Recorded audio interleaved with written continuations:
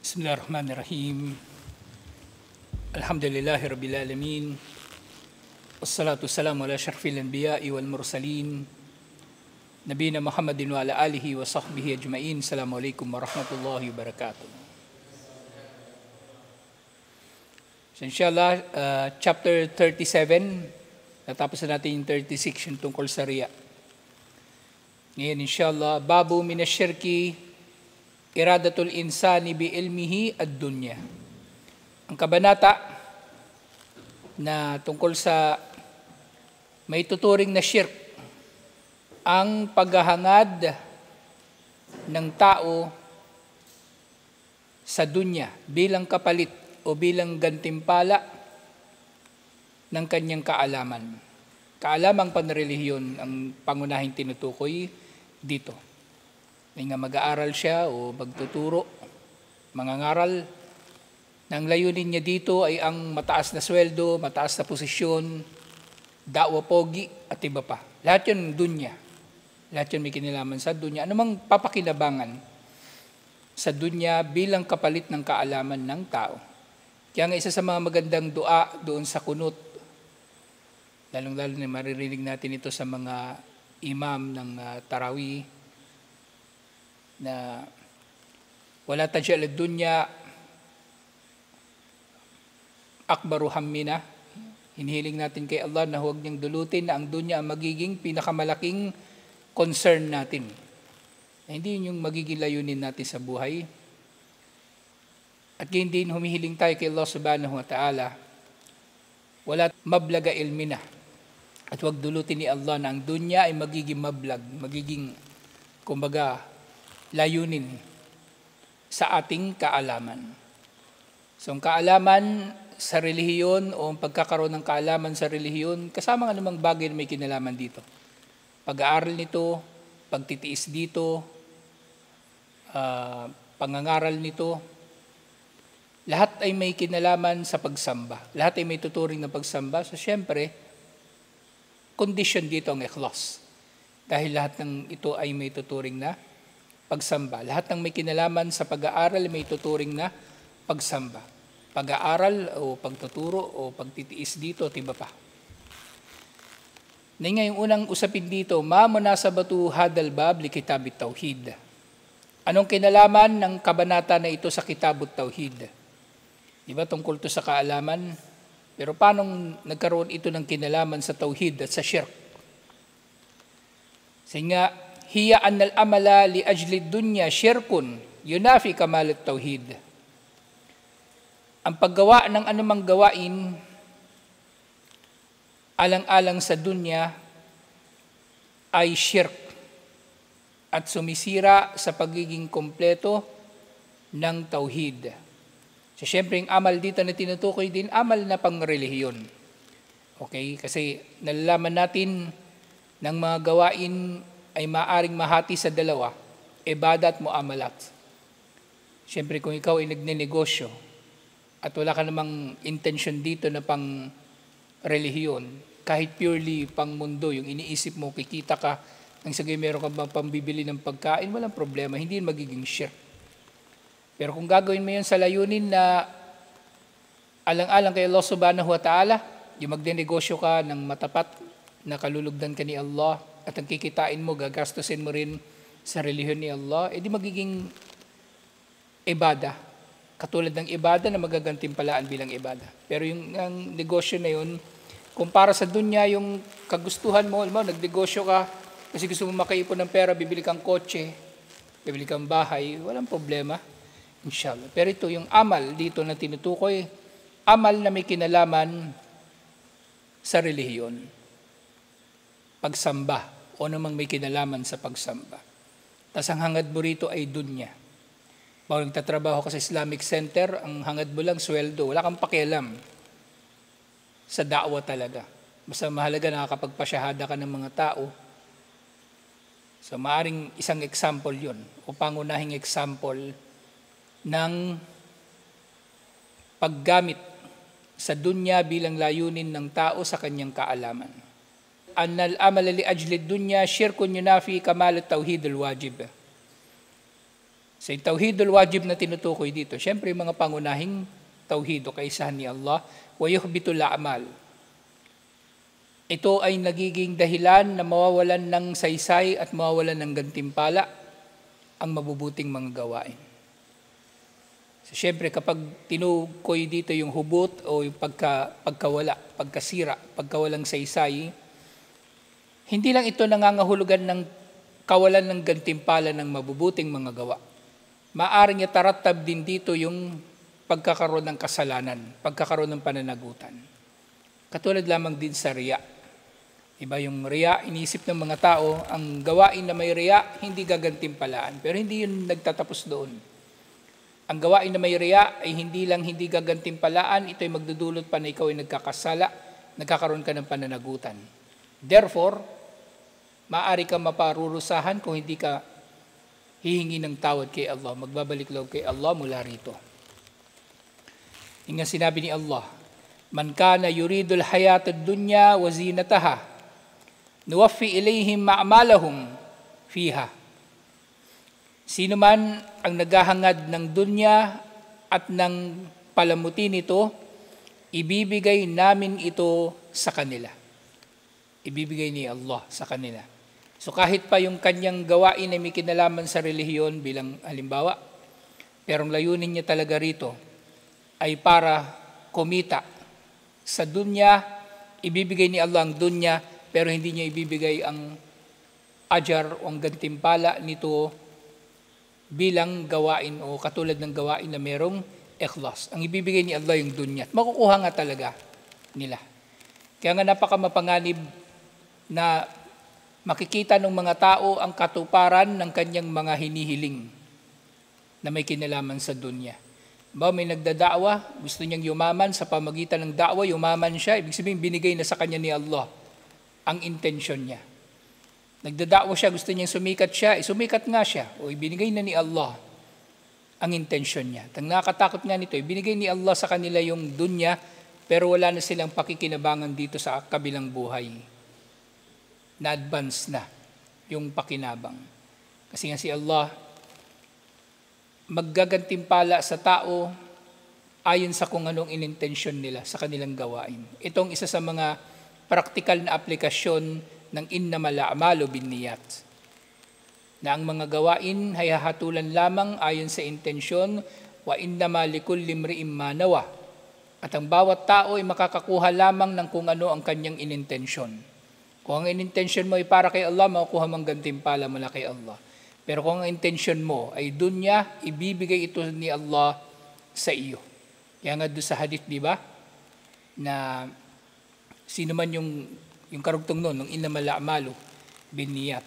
Faman kana hijratuhu lidunya yusibuha o imra'atin yankihuha fa hijratuhu ila ma hajara ilay. Sino man ang naghijra para sa dunya o para sa babae na mapapangasawa niya, ang gantimpala ng kanyang hijra ay ang anumang layunin niya sa hijra na yun. Ibibigay talaga ni Allah kung ano ang intensyon ng tao. Kaya nga nakakatakot kapag nasa da'wa ka o kahit hindi lang sa da'wa, sa iba pang mga gawain na may kinalaman sa relihiyon, tapos nakakatanggap ka ng kapalit sa gawain mo na yon. Nakatakot na kung nagkakamit ka ng pera, yung pala yun na talagang gantimpala mo, wala ng iba. Wala ka nang matatanggap mula kay Allah kasi binigay na niya yung gusto mo. Gusto mong kasikatan, gusto mong da'wa pogi, gusto mong pera, lahat ibibigay sa iyo ni Allah. Wahum fiha la yubkhasun. At si Allah, itong mga tao na ito, para sa mga tao na ito na hindi naghahangad ng anumang gantimpala, kumbaga, bagkos ang gusto nila ay dunya para sa anumang mabubuting ginagawa nila, hindi sila dadayain ni Allah. Ibibigay ito ni Allah ng kompleto. Walang bawas. Walang bawas. Kaya nga, yung sino mang sasabuhay ng relihiyon, so marapat lamang nakakabahan siya sa mga bagay na ito. Halimbawa, nakikinabang siya ng husto sa mga material na pakinabang ng kanyang paglilingkod sa relihiyon, baka ito na yun. Baka ito na yon. At nakatakot ito minsan kasi isipin ng tao, yung tao na nagririya, madalas nahatulan natin na nagririya yung yung namiminsala sa kanilang kapwa. Inisip natin yung tao na yun, kaya yan namiminsala sa kapwa kasi walang ikhlas. Pero maaari ring mangyayari na nagpapakitang tao rin yung tao na hindi namiminsala sa kapwa. Maaaring mangyayari rin yun. Tayo, hindi natin siya hinahatulan ng riya kasi hindi naman niya tayo pinipinsala. Madalas pinagbibintangan natin ng riya yung nakakapaminsala na tao. Pero maaring merong tao na napakabuti. Pero yung pala bandang huli, ay hindi rin tanggap ni Allah yung kanyang mga kabutihan kasi nagpapakitang tao lang din pala siya. At si Allah ang pinaka nakakaalam, nakababatid kung ano ang ating mga layunin. Yung karugtong nito, ulaika alladhina laysa lahum fil akhirati illa an-nar. Ang mga tao na ito na ibibigay ni Allah sa kanila ang gantimpala ng kanilang mabubuting mga gawain. Yung mabubuting gawain, lahat-lahat. So ibig sabihin, maaring Muslim pa ito ang tinutukoy ni Allah. Muslim, mananampalataya, gumawa ng mabuting gawain pero ang kanyang layunin ay dunya. Gumawa ng mabuti para purihin siya. Sabi ng mga tao, napakabuti ng tao na yan, napakabanal. O kaya gumawa siya ng mabuti para bibigyan siya ng sweldong malaki, o kaya bibigyan siya ng sadaka, makatanggap siya ng sadaka, o kaya ipapaasawa sa kanya yung mga babaeng gusto niyang mapangasawa. Kaya siya nagpapakamatuwid. So ibibigay lahat sa kanila ni Allah. Pero yun nga, ibibigay sa kanila yung lahat ni Allah at hindi sila dadayain, pero sila yaong mga wala silang anumang bahagi sa kabilang buhay liban na lamang sa apoy. Impyerno ang kasasadlakan ng mga walang ikhlas sa kanilang mga gawain. Wahabita masana'u fiha. Mawawalan ng saysay ang anumang ginawa nila rito sa mundo na kabutihan. Wabatilun ma kanu ya'malun. At batil, hindi tatanggapin, may tuturing na mali ang anumang kanilang ginawa. Na para sa ating mga tao, maaring merong tao gumagawa ng mabuti na ikita natin. Pero para kay Allah, yung tao na yon na gumagawa ng mabuti, kung ang kanyang layunin ay hindi alang-alang kay Allah, batil ang kanyang gawain. Ibig sabihin masama, ibig sabihin mali. Ibig sabihin sa halip na gantimpala, ang ibibigay sa kanya ay parusa. Yun ang konteksto kasi parehong binanggit ni Allah, di ba? Habita masana'u. Mawalan ng saysay ang kanilang mga ginawa. Ang habita kasi sa kahulugan na nalaglag, nahulog. Nandun na siya sa isang lugar, sa isang lagayan, nalaglag pa. So ganun yung mabuting gawain ng mga tao na walang ikhlas. Nandun na siya sa lagayan, sa lugar na magagantimpalaan pero nahulog pa. Ibig sabihin, walang saysay. Sayang, kumbaga. At yung battle sa kahulugan na hindi lamang ito na sayang, parurusahan pa ni Allah. Parurusahan pa ni Allah. So ito yung dalil ng sinasabi ko kanina. Ang riya, ang pagpapakitang tao, o yung paggawa ng mga mabubuting gawain para sa material na kapalit, hindi lang ito nagiging dahilan na mawawalan ng saysay yung gawain na yon. Magiging dahilan din ito na maparurusahan ang gumagawa ng bagay na yon. So ito ay binanggit Surah Hud, verse 15 to 16.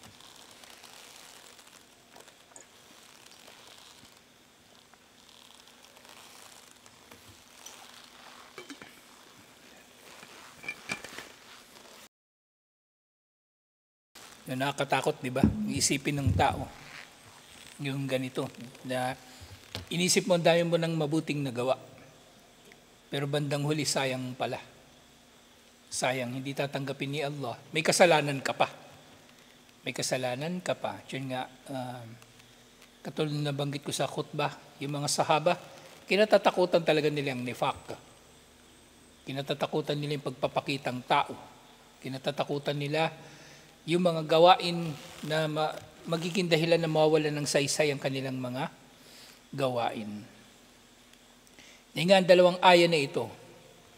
Yaqulu ta'ala man kana yaqsidu bi amalihi al-hayat ad-dunya ay thawabaha wa zinataha wa mata'iha wa mata'uha. Ipinababatid dito ni Allah na ang sino mang tao na ang kanyang hangarin sa kanyang mga gawain ay ang dunya, gayon din ang gantimpala nito at kinang nito at ang mga kaligayahan dito. Ito yung babala ni Allah laban sa kanila. Na ang kanyang binababala, nuwaffi lahum thawaba a'malahum bisihhati was-sururi fil mali wal ahli wal waladi wa hum fiha la yunkasun. Bibigay sa kanila ni Allah ng kumpleto ang kanilang mga hinangad. Bibigyan sila ni Allah ng kalusugan, bibigyan sila ni Allah ng kaligayahan na matatagpuan sa yaman, pamilya, mga anak. At hindi sila dadayain sa ibibigay ni Allah. Ibibigay yun ni Allah, eksakto kung ano yung gusto niya. Gusto niyang sumikat ng matinding pagsikat, gagawin siya ni Allah na pinakasikat. Gusto niya magiging pinakamayaman na daiya, na mangangaral ng Islam, gagawin siya ni Allah na pinakamayaman na daiya. Gusto niya da'wa pogi, gusto niya mapapangasawa, yung sino mang gusto niyang mapangasawa, ibibigay din yun sa kanya ni Allah, waliyadu billah. Pero nga, hada fid dunya, lahat ng ito ibibigay sa kanya sa dunya. Amma fil akhirah, pero sa kabilang buhay, falaysa lahum jazaun illa an-nar. Pero sa kabilang buhay, wala silang makakamit na gantimpala liban sa apoy. وَقَدْ أَحْبَتَ اللَّهُ أَعْمَالَهُمُ الَّتِي أَمَلُوهَا فِي الدُّنْيَا. Ilalaglag ni Allah, di ba yung habita? Ilalaglag ni Allah, kumbaga, ang kanilang mga gawain na pinagsumikapan nila sa dunya. Kahit ano pang pagsisikap yung gawin nila, kumbaga, kahit gaano pa katindi, kung merong pagtatambal kay Allah, o merong maling layunin, talagang walang saysay. Wa abtalaha fala thawaba lahum fiha. At ituturing ito ni Allah na batil at wala rin silang makakamit na gantimpala dito. Bagkus ang makakamit nga nila ay parusa. Ang makakamit nila ay parusa. So hindi simple ang riya. Hindi simple ang pagpapakitang tao. Ito ay mapanganib. Kaya nga doon sa nakaraang hadith, di ba? Akhwafu ma akhafu alaykum ar-riya. O akhwafu ma akhafu alaykum min al-masih ad-dajjal. Mas kinatatakutan ko sa anong pamang kinatatakutan ko para sa inyo liban pa sa masih ad-dajjal, ang riya. Kasi palaging naroon ito sa tao. Sa lahat ng pagkakataon, naroon ng tao. Kasi maaaring mangyayari nga sa umpisa, matibay ang intention mo, matatag. Gagawin ko ito alang-alang kay Allah. Iniisip mo, gagawin ko ito alang-alang kay Allah. Habang ginagawa mo yun, iniisip mo, gagawin ko ito alang-alang kay Allah. Pero syempre, sa pagitan ng mga pagpapaalala mo sa sarili mo na gawin ng mabuting gawain alang-alang kay Allah, maaaring merong magbabago. Maaaring nandiyan si Satanas, unang-una, na ililihis niya yung intention mo. Kaya meron kang ginagawang mabuti, merong nagbago, halimbawa may biglang tao na pumasok sa masjid, tapos pinaganda mo yung pagbasa ng Quran mo, nilakasan mo, o kaya pinahaba mo yung sala mo, may nagbago. So palaging kumbaga palaging naroon ng panganib. Kaya nga, mas nakakatakot ito para kay Propeta Muhammad sallallahu alaihi wasallam kaysa sa Masih ad-Dajjal.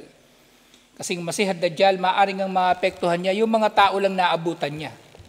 Pero ang riya, mula nung panahon na buhay si Propeta Muhammad sallallahu alaihi wasallam, o kahit mula nung panahon pa ni Adan, nariyan ng riya, nariyan ng pagpapakitang tao.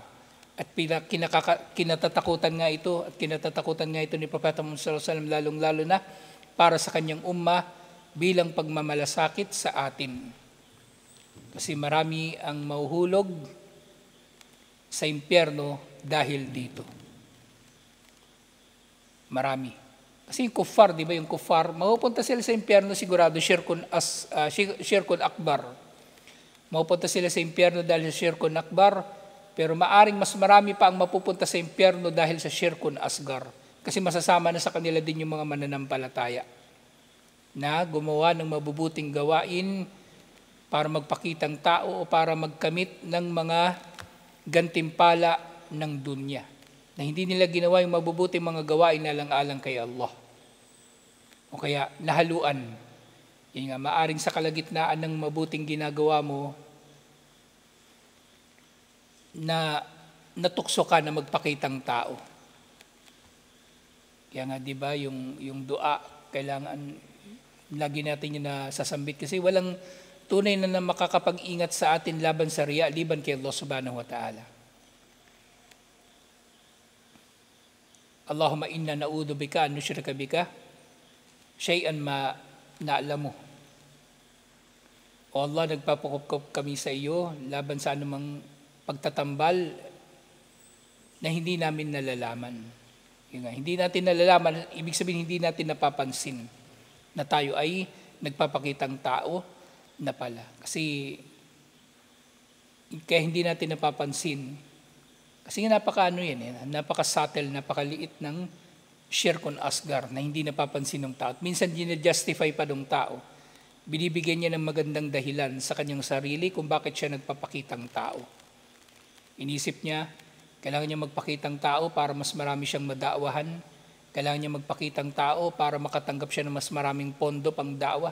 Kailangan niya magpakitang tao para, kumbaga, mas maintindihan kuno ng tao yung kanyang lecture kaya pinapaganda niya. So, hindi ganun. Hindi ganun ang mukhlis, yung taong nagtataglay ng ikhlas.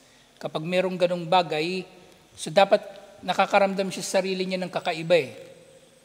Yung katulad nga natalakay natin doon sa mga sahaba, di ba, na minsan nagre-reklamo yung mga sahaba, meron silang kakaibang nararamdaman sa kanilang mga sarili. Kasi nakakaramdam na sila ng impluensya ni Satanas, waswas ni Satanas. At maaring pangunahin sa mga bulong ni Satanas yung riya. Kasi hindi ito minamasama ng tao eh.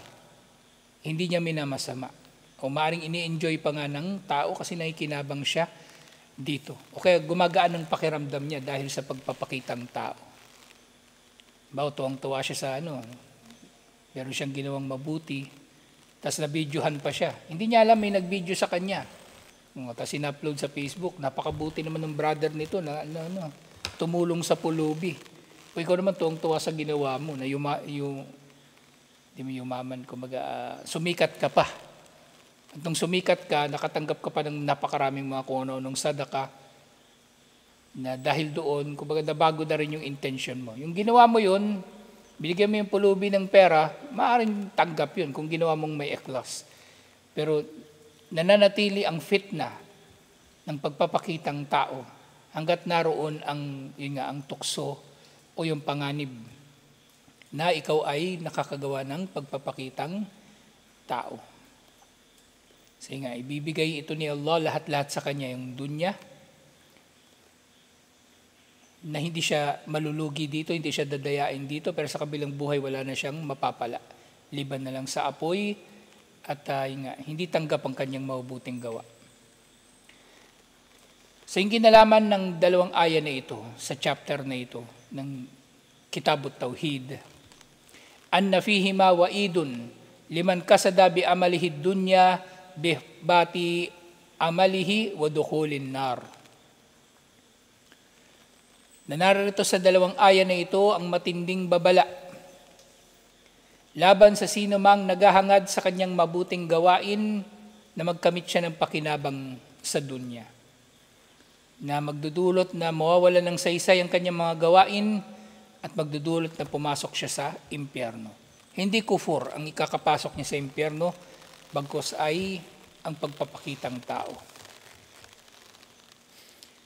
Sa merong hadith, iniulat ito ni Imam al-Bukhari. Sinabi ni Propeta Muhammad sallallahu alaihi wasallam, ta'isa abdud dinar, ta'isa abdud dirham, wa ta'isa abdul khamisa, ta'isa abdul khamila, In u'tiya radiya wa in lam yu'ta sakhita. Sabi ni Propeta Muhammad sallallahu alaihi wasallam, kumbaga yung ta isa, ano ito yung ta ay not seen, kumbaga sa kahulugan na isinumpa. Isumpa nawa ni Allah ang alipin ng dinar. Yung dinar, yung pera na ginto. Isumpa nawa ni Allah ang alipin ng dirham, yung pera na silver. Isumpa nawa ni Allah ang alipin ng magandang pananamit. At isumpa nawa ni Allah yung alipin ng khamila, yung mga mamahaling mga damit. Isang uri yun ng tela. Na kapag binigyan nga siya ng mga ganitong bagay ay natutuwa siya. Pero kapag hindi siya binigyan, naiinis siya, nagagalit siya. Siyempre sa konteksto nito, dahil nandito ito sa chapter na ito, maaaring yung tao na ito, gumawa ng kabutihan at ito ang gusto niyang gantimpala. Dirham, dinar, magagandang damit o ano pa mang material na bagay dito sa mundo. Yung nga sinabi ni Propeta Muhammad sallallahu alaihi wasallam, karugtong nito, ta'isa wantakasa wa idashika falantakash. Nitong tao na ito, isumpa nawa siya ni Allah na kumbaga kung siya ay matutusok nung tinik ay hindi siya gagaling. Kumbaga tinik lang yung nakatusok sa kanya, hindi na siya gumaling. Ibig sabihin, maaaring maliit na bagay sa dunya yung papakinabangan niya na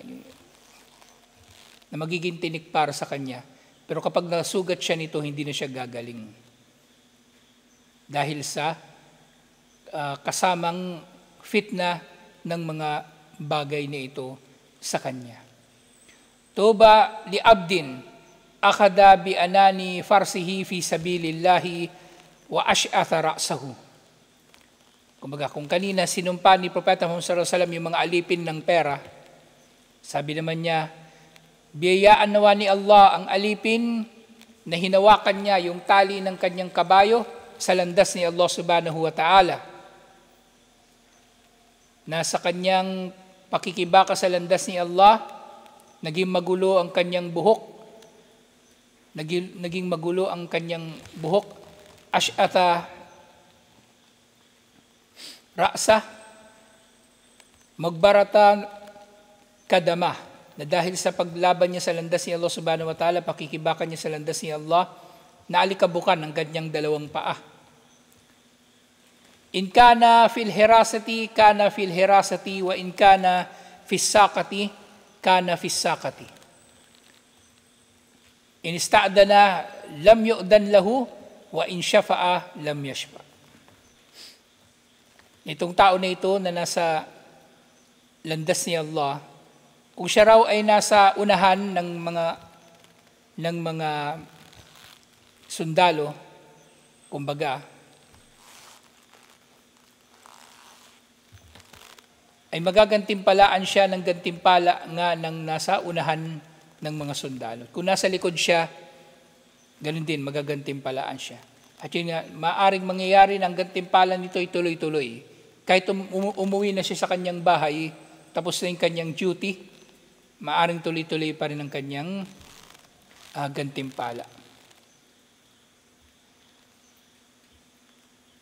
At sinabi ni Propeta Muhammad sallallahu alaihi wasallam sa itong tao na ito, nabibiyayaan kapag halimbawa nandun sila sa jihad, halimbawa nagpaalam siya pero hindi siya pinahintulutan na umalis dahil hindi pa siya pwedeng umalis, at kapag siya ay namagitan ay hindi siya pinahintulutan na mamagitan pero tinanggap niya ito at nagtiis, siya ay kabilang doon sa mga nanalangin si Propeta Muhammad sallallahu alaihi wasallam ng kabutihan para sa kanya, ng biyaya. So dito yung kahulugan nga ng mga sinabi dito, yung taisa, ibig sabihin sakita, wal muradu huna halak. Sakita, ibig sabihin, kumbaga nahulog o nalaglag, na sa kahulugan na mawasak nawa siya o isumpa nawa siya. isumpa nawa siya.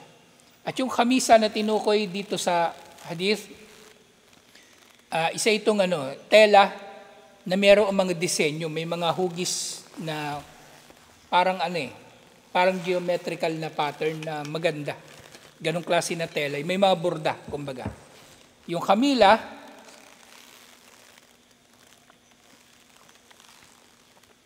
isang uri ng tela na malambot.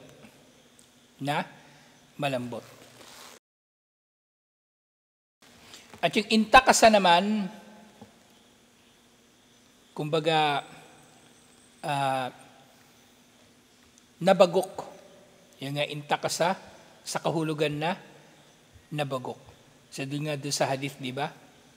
Na inu'tiya radiya, kapag binigyan siya, matutuwa siya. Kapag hindi siya binigyan, hindi siya matutuwa. Naiinis siya. Wantakasa, idashika falan takash. Nga, hiniling pa ni Propeta Muhammad sallallahu alaihi wasallam, kumbaga na siya ay, kumbaga mababagok. At yun nga, yung shika, kapag siya ay natusok na ng tinik, pero hindi niya na yun matanggal at hindi na ngayon gagaling. So, ibig sabihin, kahit sa maliit na bagay, maaaring napapahamak na itong abdud dinar at abdud dirham na ito. Kahit sa maliit na halaga. At yun sinabi ni Propeta Muhammad sallallahu alaihi wasallam, yung tuba, kumbaga biyayaan nawa sila. So, merong mga nagsasabi na ang tuba na ito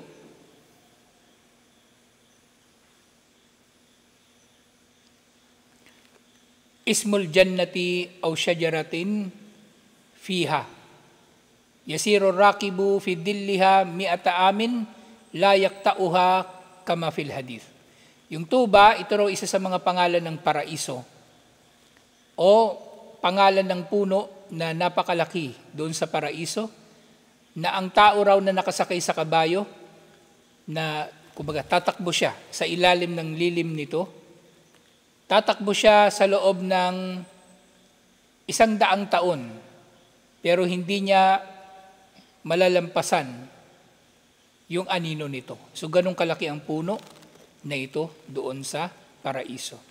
At syempre, Ash'ath, kaimu sya'rahu, di ba yung nandun sa kabayo daw, hinawakan niya yung tali ng kanyang kabayo para mag-jihad, na sobrang bilis ng pagtakbo ng kabayo niya, tumatayo na yung buhok niya. Kaya yung Ash'ath. Wadhalika li'annahu mashgulun bil jihadi an islahihi. Na sobrang busy niya sa kanyang jihad, magulo na yung kanyang buhok. At yung Hirasa, himayatul jaysh an mahjumil adu. Ito na nga yung pagbabantay ng tao. Maaring nandun siya sa unahan ng mga sundalo at binabantayan niya yung mga kalaban na hindi sila makasalakay. At yung Saka, yun naman nasa likod ng mga sundalo na nakabantay din sa likod. Na yung kahulugan nito na pangkalahatan ng hadith na ito, panghuli ngayong gabi inshallah. Yadu'u Rasulullah sallallahu alaihi wasallam fi hadal hadith ala tullabid dunya wa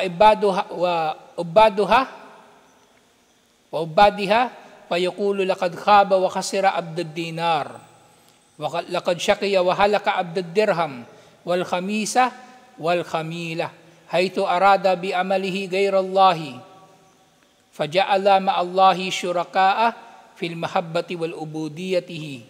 Nalangin siya ng pagkawasak o kaya sumpa laban doon sa mga naghahangad ng mga makamundong bagay. So silang mga alipin ng mga makamundong bagay. Na sinasabi nga niya na kumbaga napahamak na ang mga tao na ito o nalugi ang mga alipin ng mundo na ito. Ang mga alipin ng dirham, ang mga alipin ng magagandang mga pananamit.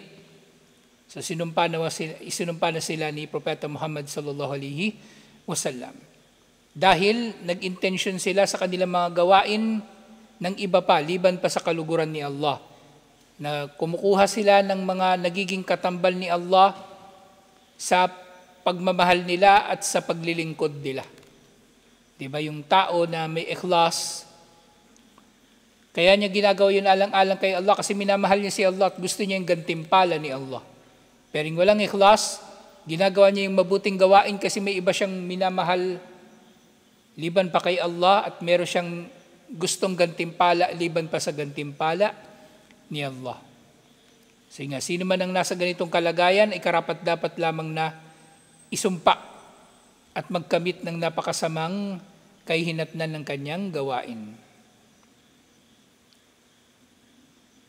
Inga, man kana hadihi hala faqad istahaqqa an yuda'a alayhi bima yasu'hu fil awaqib.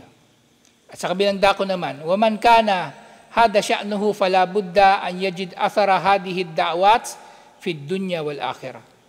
Na sino mang taong kabilang sa mga taong ganito na gumagawa ng mabuti alang-alang sa dunya, kumbaga mararamdaman niya, bandang huli mararamdaman niyang epekto nito sa kanyang buhay sa mundo at sa kabilang buhay.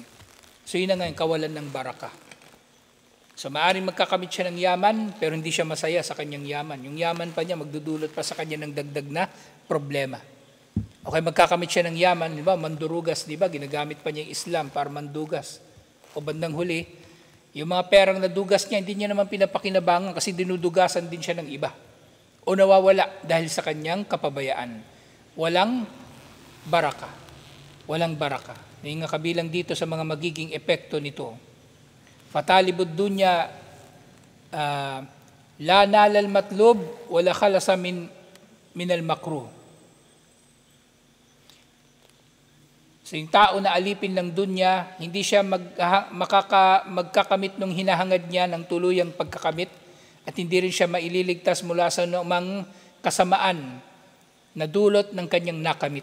O makakamit niya yung babaeng gusto niya. Halimbawa, diba, dawa pogi siya eh. Bandang huli yung babae na yung buwisit pala. O yung pera, nakuha niya na yung pera dahil sa dawa niya. Bandang huli yung pera na yun, magiging dahilan pa upang magiging pagsubok sa kanya. Wasafahu Rasulullah sallallahu alaihi wasallam biqaulihi, inilarawan sila ni Propeta Muhammad sallallahu alaihi wasallam sa pamagitan ng pagsasabi, in utiya radiya wa illam yu'ta sakhat. Kapag binigyan daw sila ng yaman, ay natutuwa sila at kapag hindi sila binigyan, ay nagagalit sila. Faridahu li ghayrillahi wa saktuhu li ghayrillah. Nang kanyang kaligayahan ay nakasalalay sa iba pa liban kay Allah at ang kanyang pagkagalit ay nakasalalay sa iba pa liban kay Allah. At yung kabaligtaran nito, wa amma man arada bi amalihi wajha Allah fahada huwa as-sa'idatu alladhi a'adda Allahu lahul jannah. Sino man ang gumagawa ng mga mabuting gawain alang-alang kay Allah, ito ang siyang magiging masaya. Na inihanda ni Allah subhanahu wa ta'ala para sa kanya ang paraiso. Kung yung kanina inilarawan bilang syaki, malungkot, yung Said, ibig sabihin ng Said, masaya. Syaki, malungkot, at Said, masaya. So nababanggit to sa iba't ibang mga hadith.